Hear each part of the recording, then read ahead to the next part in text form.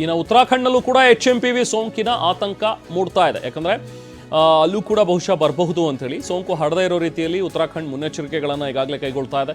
ಸಾರ್ವಜನಿಕರಿಗೆ ಗೈಡ್ಲೈನ್ಸ್ ಕೂಡ ಕೊಟ್ಟಿದೆ. ಈಗ ಸರ್ಕಾರ ಈಗಾಗಲೇ ಆಸ್ಪತ್ರೆಗಳನ್ನು ಸನ್ನದ್ಧ ಸ್ಥಿತಿಯಲ್ಲಿ ಇಟ್ಟಿದೆ ಉತ್ತರಾಖಂಡ್ ಸರ್ಕಾರ. ಸೊ ಸಾರ್ವಜನಿಕರಲ್ಲಿ ಜಾಗೃತಿಯನ್ನು ಮೂಡಿಸ್ತಾ ಇದ್ದಾರೆ ಅಧಿಕಾರಿಗಳು.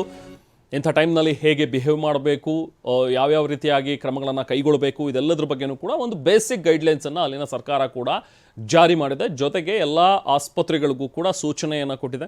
ರೆಡಿ ಇರಿ, ಎಂಥದ್ದೇ ಸಿಚುವೇಶನ್ ಬರ್ಬೋದು. ಯಾಕಂದರೆ ವೈರಸ್ ಅಂತ ಹೇಳಿದಾಗ ಅದು ಅಫ್ಕೋರ್ಸ್ ಒಬ್ಬರಿಂದ ಒಬ್ಬರಿಗೆ ಹರಡ್ತಾ ಹೋಗುತ್ತೆ. ಆಗ ಹೆಚ್ಚೇನಾದರೂ ಇನ್ಪೇಷಂಟ್ಸ್ ಬರೋದಕ್ಕೆ ಸ್ಟಾರ್ಟ್ ಆದರೆ ಆಗ ಅದನ್ನು ಹೇಗೆ ಹ್ಯಾಂಡಲ್ ಮಾಡಬೇಕು ಅಂತ. ಯಾಕಂದರೆ ಈಗ ಯಾವುದೇ ವೈರಲ್ಗೆ ನಿರ್ದಿಷ್ಟವಾದಂಥ ಒಂದು ಚಿಕಿತ್ಸೆ ಇಲ್ಲ. ಡಾಕ್ಟ್ರು ಕೂಡ ನಮ್ಮ ಜೊತೆಗೆ ಹೇಳ್ತಾ ಇದ್ರು, ಈ ವೈರಸ್ಗೆ ಟ್ರೀಟ್ ಮಾಡುವಂಥ ಒಂದು ಚಿಕಿತ್ಸೆ ನಮ್ಮ ಹತ್ರ ಇಲ್ಲ, ಯಾವುದೇ ರೀತಿ ಆಂಟಿ ವೈರಸ್ಗಳು ಯಾವುದು ಇಲ್ಲ. ಬಟ್ ಸಿಂಪ್ಟಮ್ಯಾಟಿಕ್ ಟ್ರೀಟ್ಮೆಂಟ್, ಯಾವ ಸಿಂಪ್ಟಮ್ಸ್ ಇರುತ್ತೋ ಅದಕ್ಕೆ ಮಾತ್ರ ಟ್ರೀಟ್ಮೆಂಟನ್ನು ಕೊಡ್ತಾ ಹೋಗ್ತೀವಿ ಅಂತ ಹೇಳಿ.